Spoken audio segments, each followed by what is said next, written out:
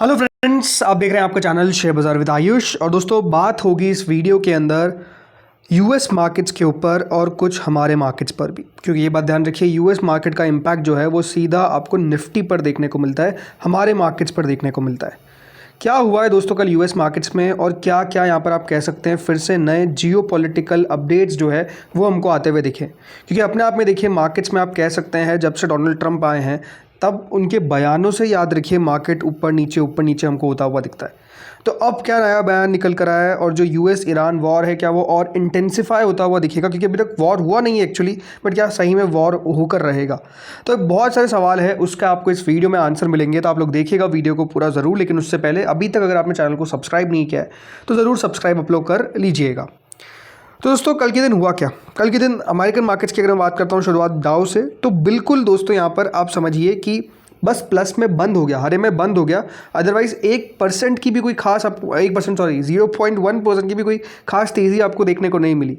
कल ऐसा लग रहा था कि यूएस मार्केट्स में हमको तेज़ी देखने को मिलेगी, और उस शुरुआत के बाद ऐसा लगा भी कि देखिए ऊपर जा रहे हैं, एक अच्छी हमको रिकवरी देखने को मिल रही है। बट बंद होते होते दोस्तों फिर लाल निशान में फिसलते हुए देखने को मिल गए, जहाँ पर 49,500 पे डाउ बंद हुआ। नेस्डेक तो दोस्तों लाल निशान में बंद हो गया लगभग 0.22%, यानी नेस्डेक में तो आप समझिए कि गिरावट जो है वो क्लियरली हमको देखने को मिली है। कोई रिकवरी यहाँ पर टिक नहीं पाई। ऐसा लगा कि दोस्तों यहाँ पर भी हमको एक रिकवरी आती हुई देखने को मिलेगी, बट जो पॉइंट है वो ये है कि दोस्तों जो तेज़ी है वो कल के दिन टिक नहीं पाई। शुरुआत में ऐसा लग भी रहा था, और कह सकते हैं यहाँ पर छपा भी कि यूएस मार्केट्स में फिर से एक हमको गिरावट के बाद रिकवरी देखने को मिल रही है। डाउ S&P सब हरे निशान में जाते हुए दिख रहे हैं, और उसके पीछे कुछ खबरें भी थी जिसके कारण दोस्तों आपको ये जो रिकवरी है उसका अटेम्प्ट कल यूएस मार्केट्स देखने को मिले।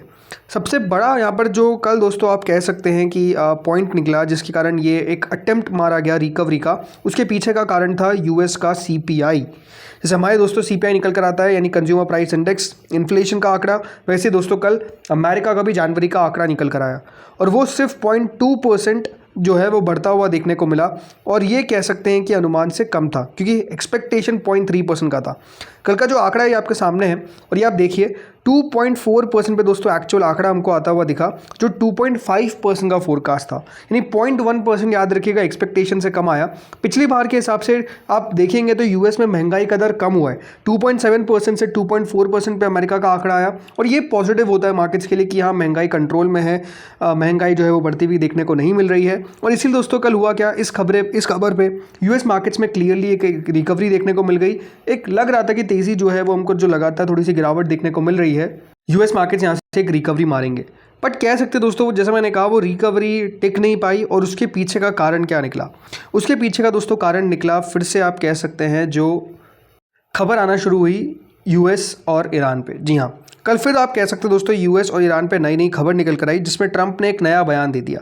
और ये जो बयान था ये कह सकते हैं दोस्तों मार्केट्स को उतना पसंद नहीं आया। मार्केट्स को एक बात ध्यान रखिए, युद्ध से तो सख्त नफरत है, राइट? और ट्रंप ने क्या कह दिया है? ट्रंप ने कहा है कि रिजीम चेंज जो है ईरान में वो बेस्ट थिंग होगी जो ईरान के लिए हो सकती है। ये याद रखिएगा, बयान जो है वो अमेरिका के प्रेसिडेंट की तरफ से निकल कर आ रहा है। किसके लिए? ईरान के लिए। और ये दोस्तों दिखाता है कि अभी भी आप कह सकते हैं कि अमेरिका और ईरान के बीच में जो एक युद्ध जैसी स्थिति है वो लगातार पनपती नज़र आ रही है, वो लगातार बनती हुई नज़र आ रही है। ये किसी को नहीं पता कि देखिए यूएस कब ईरान के ऊपर हमला करेगा, क्या उनके जो सुप्रीम लीडर है खिमानी उनके खिलाफ कुछ करेगा, ये अपने आप में एक सवाल है। बट यूएस ये भी जानता है कि जो ईरान है वो वेनेजुएला नहीं है, या फिर वो कोई बाकी यूरोपियन देश नहीं है जो मुकाबला नहीं करेगा। ईरान वो देश है जो मुकाबला करेगा, इसीलिए आप कह सकते हैं कि इतना समय लगता हुआ दिख रहा है। अदरवाइज़ अगर वेनेजुएला जैसी स्थिति होती तब समझिए कि ईरान का अभी तक खेल कर चुका होता ट्रंप, बट नहीं किया। उसके पीछे का रीज़न अमेरिका को भी पता है कि अगर ईरान से हम युद्ध लड़ने की बात करते हैं, या फिर उनके सुप्रीम लीडर को उठाने की बात करते हैं, या फिर जो भी कुछ करते हैं, तो ईरान की जो सरकार है वो उसका जवाब तो देगी। हो सकता है कि अमेरिका जितनी पावरफुल नहीं है, बट स्टिल मिडिल ईस्ट में अपने आप में दोस्तों एक पावर है ईरान, और ईरान इसीलिए कह सकते हैं कि इतने आसानी से नहीं झुक पाएगी, और अमेरिका की कोशिश है कि किस तरीके से चेंजेस करें।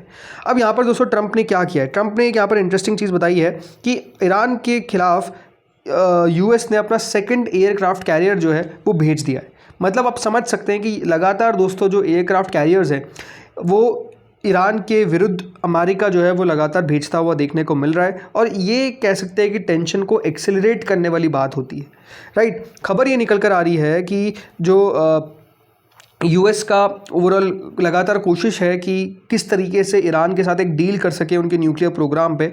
अब यूएसएस जेराल्ड आर फोर्ड जो वर्ल्ड लार्जेस्ट एयरक्राफ्ट कैरियर है, ये भेज दिया गया है to Caribbean sea to the Mid East to join other warships and military assets the US has built up in the region, right? और ये क्यों भेजा जा रहा है आप समझ सकते हैं कि एक दबाव बनाने की कोशिश, याद रखिएगा, अमेरिका के द्वारा की जा रही है कि अमेरिका बता रहा है ईरान को कि या तो तुम हमारे साथ डील कर लो या तो हम तुम्हारे खिलाफ जो है वो सीधा सीधा यहाँ पर युद्ध छेड़ देंगे। ये याद रखिएगा, पूरी कोशिश जो है वो अमेरिका की जा रही है। मुझसे अगर आप पूछेंगे तो बहुत कम चांसेस है कि देखिए अमेरिका फुल फ्लैज वॉर में कोई उतरने की कोशिश करेगा, राइट? अमेरिका क्यों नहीं चाहता कि देखिए वो फुल फ्लैज वॉर करे? बिकॉज ट्रम्प दोस्तों, उनको भी पता है कि अगर हम युद्ध में जाते हैं तो युद्ध खिंच भी सकता है लंबा, और ये एक प्रॉब्लम हो सकती है। अमेरिका नहीं चाहता, अमेरिका नहीं, स्पेसिफिकली कहूँगा मैं, ट्रम्प ये नहीं चाहता कि उनके कार्यकाल में कोई देश से वो सीधा सीधा युद्ध में जाए, क्योंकि वो खुद मानते हैं कि युद्ध में जाने से जो देश की इकोनॉमी है उसका हालत ख़राब हो जाती है, हालत खस्ता हो जाती है। और ये बिल्कुल भी अमेरिका के प्रेसिडेंट नहीं चाहते कि उनका नाम युद्ध में निकल कर आए कि उन्होंने किसी देश के साथ युद्ध किया, और अगर वो लंबा खिंच गया तो वो और उनके लिए नेगेटिव बात हो जाएगी। इसीलिए आप समझेंगे ट्रंप लगातार दोस्तों धमकी दे रहे हैं, बट एग्जैक्टली ऐसा कुछ करते हुए नज़र नहीं आ रहा है। ये कह सकते हैं कि वेनेजुएला के बाद ऐसा लगा था कि देखिए ट्रंप जो है वो बहुत आक्रामक हो जाएंगे ईरान के खिलाफ, बट अगर आप देखेंगे ओवरऑल उनको भी पता है कि ये सब करने से बहुत ज़्यादा फ़ायदा उनको होगा, इस प्रकार की एक्सपेक्टेशन उनको नहीं है। इसीलिए आप कह सकते हैं कि लगातार यूएस और इजराइल का जो संबंध है उसको लेकर आप कह सकते हैं कि कोशिश होती है कि इजराइल लगातार कोशिश करता है कि यूएस को धकेले और ईरान के ऊपर हमला करवाने की कोशिश करे, बट स्टिल नेगोशिएशंस की जो बात है वो अभी भी याद रखिएगा ट्रंप की तरफ से की जा रही है। और जो बात है डील को लेकर, राइट, कि वो डील मेकर है, वो डील की बात लगातार कर रहे हैं। लेकिन नो डाउट दोस्तों, जब भी ऐसी खबर निकल कर आएगी तो उसका एक इम्पैक्ट तो आपको मार्केट्स पे देखने को मिलेगा ही। और इम्पैक्ट कहाँ देखने को मिला? इम्पैक्ट दोस्तों देखने को मिला पॉजिटिव, ऑब्वियस सी बात है, गोल्ड सिल्वर जिसको सेफ हेवेंस आजकल बोला जाता है, मतलब है ही। ये बात ध्यान रखिए, सिल्वर में फिर हमको थोड़ी सी रिकवरी देखने को मिली। पहले खबर निकल कर आई थी कि रशिया जो है वो यूएस फिर से डॉलर की सुप्रीमेसी को मानने को तैयार हो गया है, और उसके कारण आप समझ सकते हैं कि गोल्ड और सिल्वर में भयानक गिरावट निकल कर आई। अब किसी को नहीं पता कि देखिए वो खबर सच है झूठ है, बट वो खबर निकल कर आ गई, गोल्ड और सिल्वर में बड़ी गिरावट हो गई। बट वो जो कह सकते हैं कल एक डेवलपमेंट होता हुआ दिखा ईरान के ऊपर, उसके कारण दोस्तों सिल्वर और गोल्ड में फिर से हमको थोड़ी तेज़ी देखने को मिली है। गोल्ड फिर $5,000 के पार निकल चुका है, तो सिल्वर $75 के ऊपर अभी सस्टेन करता हुआ दिख रहा है। कॉपर में तेज़ी थी, स्टील में तेज़ी थी, लिथियम में, प्लैटिनम में, सब जगह अगर आप देखेंगे तो मेजरली तेज़ी देखने को मिली, क्योंकि ये सारी चीज़ें दोस्तों बढ़ जाती है जैसे जैसे अनसर्टेनिटी, याद रखिएगा, क्रिएट होती है। अब इसके अलावा देखिए हमारे मार्केट्स पे क्या है, राइट, हमारे मार्केट्स पर भी इंपैक्ट तो होता हुआ दिखेगा ही, बट इसके अलावा एक कुछ इंटरेस्टिंग आप कह सकते हैं यहाँ पर टारगेट्स जो है वो निकल कर आ रहे हैं सेंसेक्स के ऊपर। जी हाँ, ये आज दोस्तों खबर निकल कर आई है जिसमें बताया जा रहा है कि इंडियन स्टॉक मार्केट क्रैश कर सकता है, broad base but disproportionately driven by high beta and growth oriented sectors. अब जब से आप कह सकते हैं एआई को लेकर खबरें आ रही है कि एआई बहुत बड़ा डिसरप्टर हो सकता है, जॉब्स जो है वो ले सकता है, और इससे आपको स्लो डाउन देखने को मिल सकता है जॉब्स के अंदर। स्पेशली जिस तरीके से आप कह सकते हैं कि यूएस के अंदर डेटा निकल कर आता है और बाकी कंट्रीज़ के अंदर इन्फ्लेशन को लेकर बातें चल रही है, ये बताया जा रहा है कि दोस्तों इससे होगा क्या, डिमांड और जॉब क्रिएशन जो है वो हिट होती हुई नजर आएगी, यानी जॉब्स कम होगी, ऑब्वियस सी बात है। बल्कि ये भी कहा जा रहा है कि जॉब्स तो लॉस हो सकता है, जॉब्स यहाँ पर क्रिएट तो नहीं हो, लेकिन खो सकते हैं लोग जॉब्स, ये अपने आप में एक प्रॉब्लम क्रिएट कर रहा है। और ये कह सकते हैं कि थोड़ा सा नेगेटिव भी हो सकता है for Indian markets and specifically also American markets की, वहाँ पर भी आप कह सकते हैं कि जॉब्स ना आना ये प्रेशर क्रिएट करता है इकोनॉमी के ऊपर। ये बताया जा रहा है कि इससे फर्दर वीकनेस हो सकती है और नैस्डैक इंडेक्स नीचे आ सकता है, और बीएसई सेंसेक्स जो है वो लगभग 60,000 के लेवल्स छू सकता है, और निफ्टी 50 इंडेक्स 18,000 के लेवल छू सकता है by the end of FY27। मतलब आप समझिए कि हम बात कर रहे थे कि 26-27 हज़ार के आसपास निफ्टी जाएगा, ये तो 18,000 की निफ्टी की बात कर रहे हैं और 60,000 के सेंसेक्स की बात कर रहे हैं। बट अगेन ये सारे टारगेट्स होते हैं, ये आज तक कभी अचीव हुए मैंने तो देखा नहीं। हर बार ये ऐसे ऐसे आप कह सकते हैं ब्रेकिंग न्यूज़ चलाते हैं कि ऐसा टारगेट आ सकता है, ऐसा टारगेट आ सकता है, बट वो आता नहीं है। बट ठीक है, वही खबर है तो इसको हम कवर कर रहे हैं।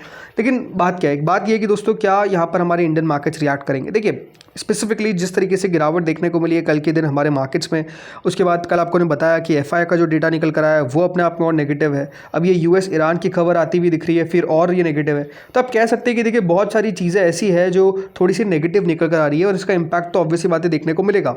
गिफ्ट निफ्टी के बाद बात करता हूँ तो देखिए गिफ्ट निफ्टी ऐसा तो नहीं कि नीचे गया है, 25,520 के आसपास ट्रेड कर रहा है, विच इज 66 पॉइंट्स हाई। जी हाँ, 66 पॉइंट्स ऊपर आपको देखने को मिल रहा है गिफ्ट निफ्टी।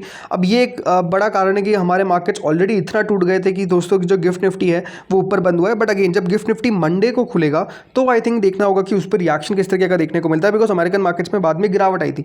तो ये देखना है कि अब इस पर रिएक्शन गिफ्ट निफ्टी का किस तरीके से होता है, बिकॉज अगर दोस्तों एक बात ध्यान रखिए 25,450 के नीचे गिरते हैं तो अपने आप में आप समझिए कि नीचे का जो लेवल है वो आपको 25,300 भी देखने को मिल सकता है और 250 भी देखने को मिल सकता है। तो मार्केट्स के लिए अब थोड़ा सा आप कह सकते हैं डाइस से सिचुएशन हो चुकी है, क्योंकि खबरें थोड़ी सी नेगेटिव निकल कर आ रही है, उसका इंपैक्ट तो देखने को मिलेगा ही। अब देखते दोस्तों आगे होगा क्या, आपके साथ मैं लगातार जुड़े रहूंगा, तो बिल्कुल आप लोग चैनल को सब्सक्राइब करके रखिएगा। इस वीडियो में इतना ही था। Thank you friends for watching this video.